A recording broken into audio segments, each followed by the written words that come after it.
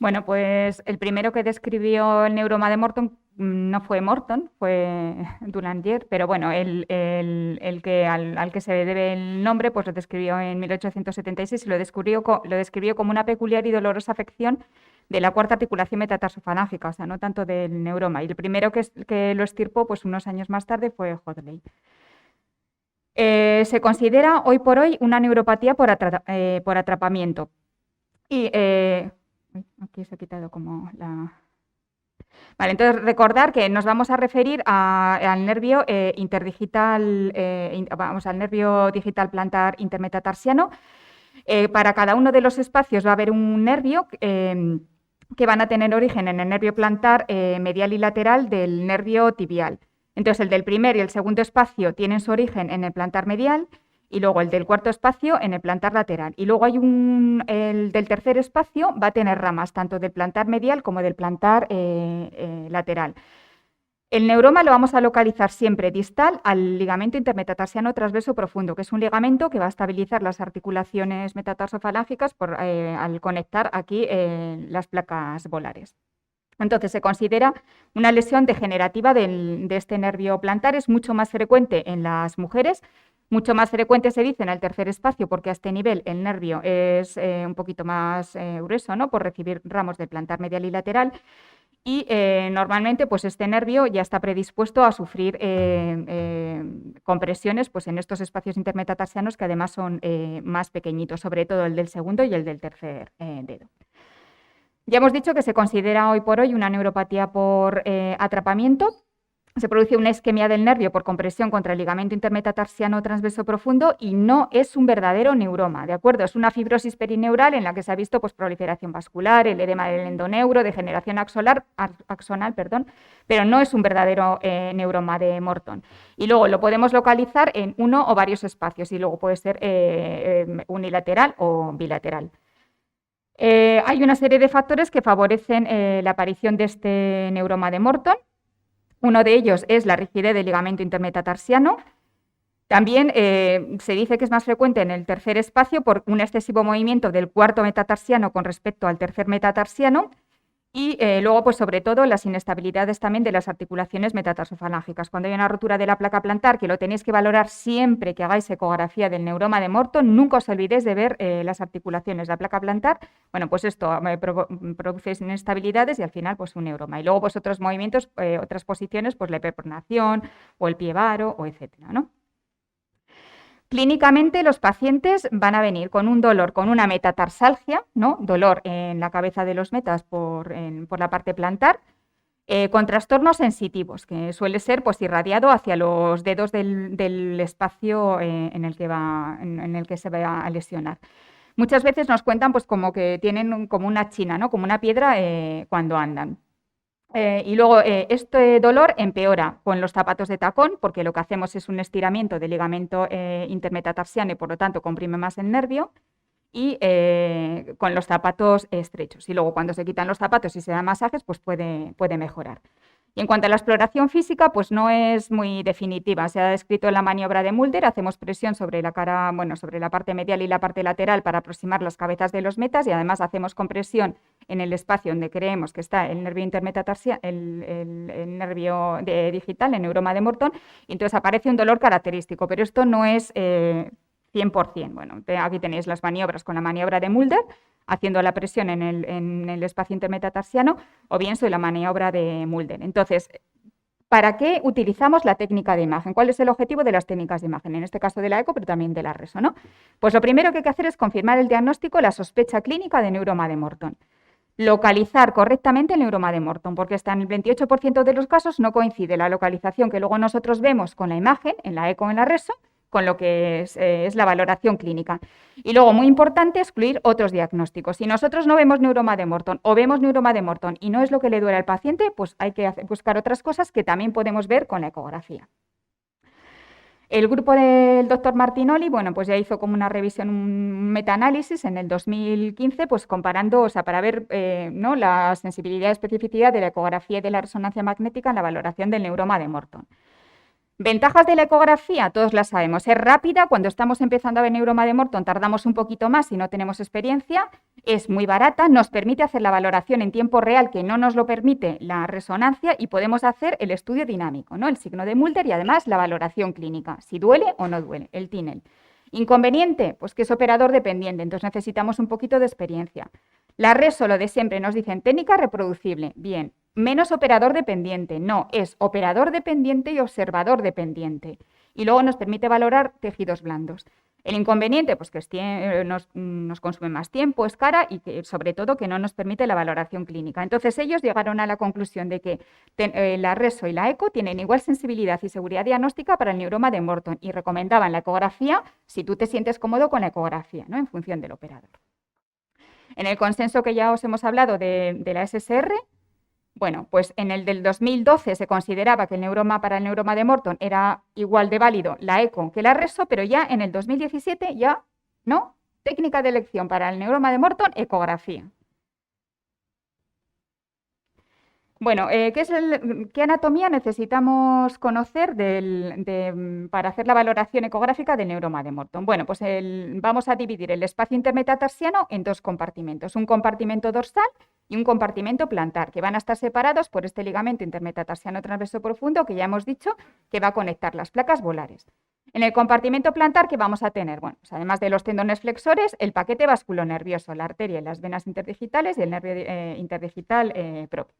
Y luego en el compartimento dorsal pues vamos a tener las cabezas de los metas, los músculos y tendones interóseos, los tendones extensores y sobre todo lo que nos interesa, la bursa intermetatarsiana. Entonces el nervio siempre plantar, la bursa siempre dorsal. Si hacemos el estudio en longitudinal, pues lo mismo, vamos a ver el nervio pasando profundo a la cabeza de los metas, profundo al ligamento intermetatarsiano y luego ya distal a este es donde se va a dividir en los dos nervios colaterales digitales propios. Recordar, nervio por plantar y luego la bursa la vamos a localizar por dorsal. La bursa pues se dice que mide menos de 3 milímetros y el nervio interdigital normal menos de 2 milímetros. Pero bueno, como el nervio lo podemos ver, vamos a decir que las medidas las dejamos un poquito en stand-by. Y luego recordar que la bursa intermetatarsiana del segundo y el tercer espacio se extiende un poquito más allá de las articulaciones, son más o menos como 1 centímetro más distal. Técnica ecográfica para valorar el neuroma de Morton. Podemos hacer un abordaje dorsal y un abordaje plantar. El ideal es el abordaje dorsal, sin discusión. Y este lo vamos a hacer en longitudinal. Y luego el abordaje plantar, pues lo vamos a hacer en transversal, o sea, vamos a hacer ahí en la maniobra dinómica de Mulder. Entonces, siempre nos han dicho hacer la valoración en transversal, pero también hacerla en longitudinal, porque veréis que os puede resultar útil. Bien, desde el punto de vista de la exploración, lo más importante es conocer esta situación anatómica.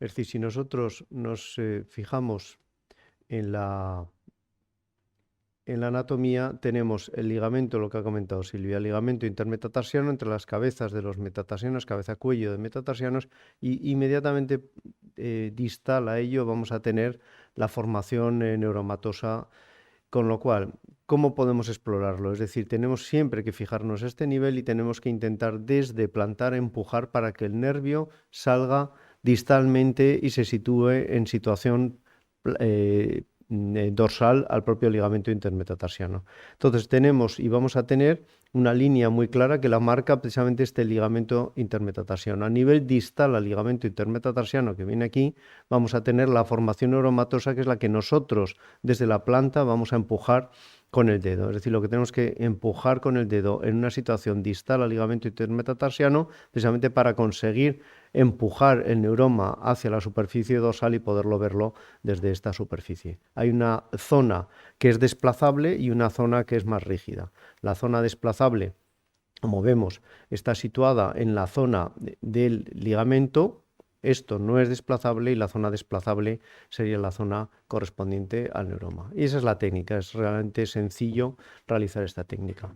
¿Qué veríamos? Aquí teníamos, y es muy importante, ya lo ha comentado Silvia, la continuidad de todo el nervio en su continuidad. Es decir, no diagnosticamos un neuroma si no vemos una continuidad directamente con el nervio interdigital. Esto es lo que tenemos que ver, tenemos que seguir el nervio, tenemos que desplazarlo hacia dorsal para poder conseguir visualizar el nervio a nivel distal. imagen estas características, estamos viendo cómo se ve el empujón que estamos dando a nivel plantar con nuestro dedo, este sería nuestro dedo, y cómo empujamos precisamente para rebatirlo y utilizar el ligamento intermetatarsiano como fulcro.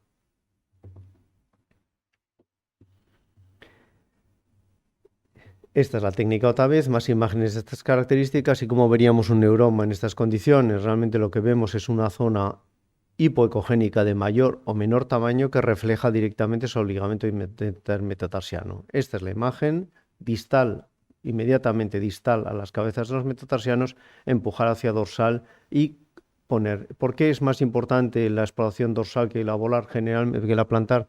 Generalmente única y exclusivamente por la queratosis plantar, que es mucho más complicada que transmita el sonido, y por eso vamos a tener un problema desde el punto de vista de transmisión. Y esto es lo que hemos simulado desde el punto de vista quirúrgico. Esta es la imagen que vamos a intentar conseguir, empujando desde abajo, como estamos haciendo nosotros en el acto quirúrgico. Una vez abierta esta zona, lo que estamos es empujando el neuroma por encima y distalmente al ligamento intermetatarsiano. Es tan sencillo realmente como eso. Siempre el nervio puede tener mínimos engrosamientos distal, tenemos que ver realmente una clara masa desde el punto de vista. El abordaje del dorso ya hemos comentado que es ideal, no por la exploración en sí, sino porque la técnica permite, a través de una piel más fina, abordar mejor y visualizar mejor. Es algo más difícil, lógicamente, que la plantar, porque estamos teniendo en cuenta que estamos lanzando una estructura que es plantar hacia el dorso, pero sin embargo la transmisión plantar es mucho más complicada. Por eso es importante también hacer este estudio desde el punto de vista dinámico. Y aquí vemos más imágenes de este pedazo neuroma, que es casi como un alien en este caso, ya cómo se refleja sobre el ligamento intermetatarsiano distal y cómo se refleja también incluso ya dorsalmente. En este caso era palpable incluso a nivel dorsal, cosa que no es frecuente. Más imágenes de estas características. Desde el punto de vista del estudio, importante ya cuando se hace a nivel plantar es la expresión entre la cabeza del primer y quinto metatarsiano para conseguir, y si además se percibe un clic muy palpable cuando se hace esta maniobra, se comprimen las cabezas para conseguir a nivel plantar precisamente que el neuroma se plantarice y salga de la zona más plantar de la frontera entre de las dos cabezas de los metatarsianos. Vemos este clip que es muy reproducible desde el punto de vista ecográfico, que es incluso perceptible desde el punto de vista compresivo, y como este neuroma, cómo se extruye. Perdón.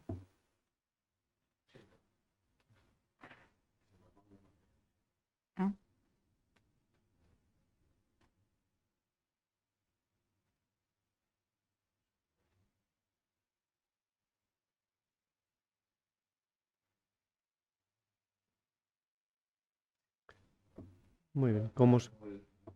Sí, no hay problema. Cómo se extruye y cómo se comprime desde el punto de vista.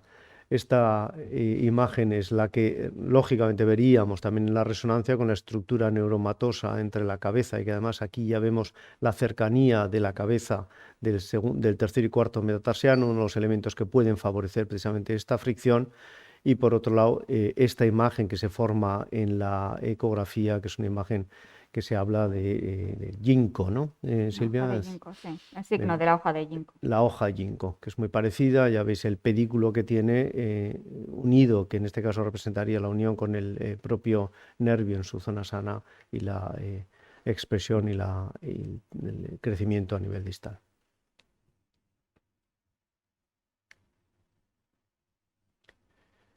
Más imágenes. También se puede hacer esta maniobra, aunque no es usual, a nivel longitudinal, exactamente desde la misma manera, pero de manera invertida. Es decir, en este caso lo que haríamos sería una compresión desde el dorso para buscarlo a nivel plantar. Importante este concepto, el concepto de la continuidad del nervio con respecto a la propia masa. Es la manera más definitoria y más diferencial de hacer un diagnóstico de neuroma, porque existen también, lógicamente, otras tumoraciones que no estarían en contacto y en conexión directa con el nervio. Siempre tener en cuenta, como marcan las flechas, el buscar esta continuidad de la masa con el propio nervio interdigital.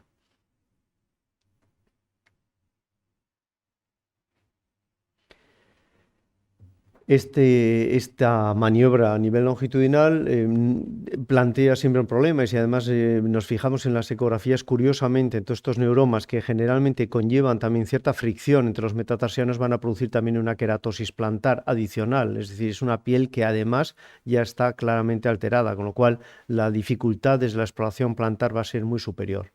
Además, no permite claramente la valoración de la bursa y no permite tampoco este clic ecográfico como veíamos en el eje transversal a nivel dorsal. Sí, pues, sí nos va a acercar a una situación más cercana a la propia sonda, con lo cual se va a traducir en cierto dolor cuando apretemos.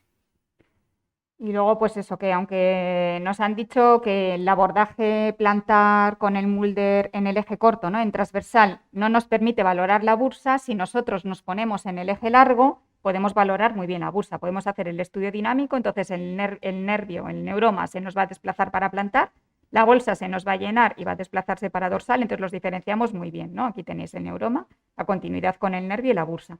Y luego incluso podemos notar el clic. Cuando hay una bursitis, las bursas son blanditas, entonces normalmente el clic no lo hace, o sea, el clic lo suele hacer el neuroma de Morton. Entonces, no os quedéis solo con la maniobra de Mulder en el eje corto, sino que también lo hagáis en el eje largo. Pero recordar esto sobre todo clínicamente, ¿de acuerdo? La maniobra de Mulder con clic no es solo del neuroma de Morton. La grasa del cuarto espacio intermetatarsiano también te hace clic. Entonces, dices, bueno, pues hago la maniobra de Mulder, ¿no? Me sale el clic, el paciente tiene como clínica y ya lo doy como de neuroma de Morton. Esto sobre todo para la valoración clínica. Bueno, ¿dónde vamos a localizar los neuromas más frecuentemente? Bueno, pues con diferencia en el tercer espacio, ya hemos dicho, porque este espacio es muy estrecho y porque recibe como ramas del plantar medial y del lateral, es un nervio más grueso, y luego del segundo espacio. Aquí, por ejemplo, os pongo un ejemplo de un neuroma del primer espacio. Son muy raros en el primer espacio, pero los podemos tener. Y luego, en el cuarto espacio también están descritos, pero yo personalmente no he visto ninguno en el cuarto espacio. Y luego recordar que es una patología bastante frecuente. Entonces nos podemos encontrar con neuromas múltiples y bilaterales hasta, bueno, más de la mitad de las exploraciones. Bueno, ya hemos visto el neuroma de Morton, entonces ahora nos preguntamos, ¿todos los neuromas de Morton son sintomáticos? Vale, ¿eso es lo que le duele al paciente? Pues no, no todos los neuromas de Morton son sintomáticos, ¿de acuerdo? Antes se decía, pues como que habían puesto como un límite de tamaño, ¿no? Los mayores de 5 milímetros más sintomáticos, menos de 5 milímetros. Ahora, como ya podemos ver el nervio y podemos hacer el estudio clínico, bueno, pues lo del tamaño lo vamos a dejar. Entonces, es imprescindible la correlación con la clínica. Yo me tengo que asegurar de que el neuroma de Morton que estoy viendo es lo que le duele al paciente, ¿de acuerdo? Luego son bastante frecuentes los neuromas múltiples y bilaterales. En estudios tanto de ecografía como de resonancia magnética, pues fijaros, en ecografía está un 54% en algunas series y luego en la resonancia magnética un 33%. Entonces, ya hemos visto pues, que la ecografía es muy útil. Bueno, acordaros, pues en este caso, ¿no? Yo siempre tengo que ver siempre la continuidad del neuroma con el nervio. Y si no la veo, pues dudo que a lo mejor sea un neuroma de Morton, ¿de acuerdo? Aquí veis pues un pequeñito neuroma de Morton que era sintomático. Y luego, en cuanto a la ecografía y la resonancia magnética, pues tienen sensibilidades y especificidades pues bastante parecidas en el diagnóstico. Bueno, esto lo digo yo. Bien, y luego, sí, perdón. Bueno, y luego, pues eso, acordaros de que cuando veáis un neuroma de Morton, si no es lo que le pasa al paciente, pues hay que hacer la valoración de otras patologías, ¿no? Bursitis intermetatarsianas, las lesiones de la placa plantar, las bursitis adventiciales, etcétera. Y yo empiezo siempre viendo al paciente. Es lo primero que hay que hacer, ¿no? Dar un poco de luz y ver al paciente. Entonces, cuando ya le vemos con hiperkeratosis plantares, pues entonces tenemos que sospechar que además del Morton puede tener metatarsalgias mecánicas, ¿no? Y con esto, pues las mixtas.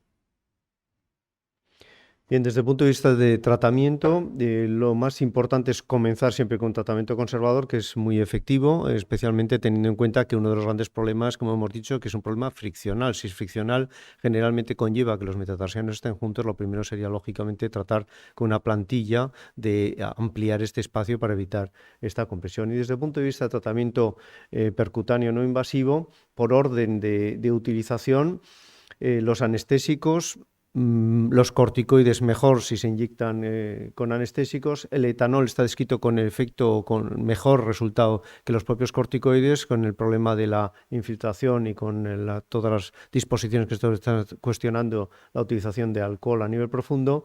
parece que existe, y aquí sí que hay controversia desde el punto de vista de la utilización del ácido hialurónico y de la toxina botulínica. Hay series que hablan de que funcionan francamente bien, y especialmente si se mezclan con corticoide, pero aquí todavía no hay una clara evidencia. Si todo esto no funciona, iríamos ya lógicamente al tratamiento con radiofrecuencia, una crioablación, y desde el punto de vista, si todo ello no funciona, iríamos a una cirugía.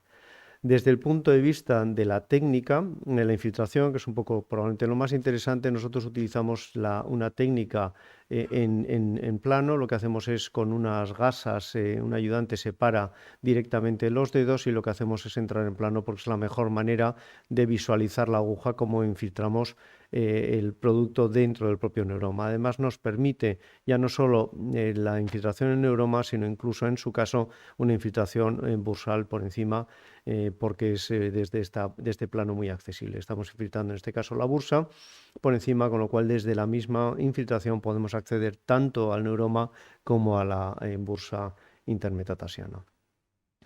Complicaciones, mucho cuidado que se utiliza. Generalmente no utilizamos nunca triancinolona. Al estar muy cerca de la piel puede producir una atrofia grasa de todo el paquete graso, o incluso de la propia piel. Usamos más en estos casos betametasona, generalmente cuando el tamaño del neuroma es grande, y lógicamente siempre que es sintomático, y mucho cuidado, especialmente si se utiliza la triancinolona, porque produce una clara hipopigmentación, la necrosis grasa y la atrofia. Insisto que nosotros en este caso siempre recomendamos la utilización de betametasona. Para recordar y para finalizar, clara neuropatía por atrapamiento, no es un neuroma, no es una tumoración nerviosa, es un proceso puramente friccional de atrapamiento, más frecuente con diferencia por esta unión entre el plantar lateral y medial en el tercer espacio intermetatarsiano. La ecografía, la técnica de elección ya claramente definida en su diagnóstico, especialmente inicial. Abordaje dorsal generalmente, aunque se puede utilizar el plantar precisamente por la dificultad de la piel, y un estudio siempre dinámico. Muy importante la correlación clínica, porque existen neuromas que no son sintomáticos, con lo cual los podríamos encontrar sino en el tratamiento de procesos que no dan clínica. La ecografía, además de como diagnóstico de primera elección, también como guía de tratamiento, precisamente nos permite la infiltración tanto al nivel de neuroma como perineuromatosa, o incluso bursal. Muchas gracias.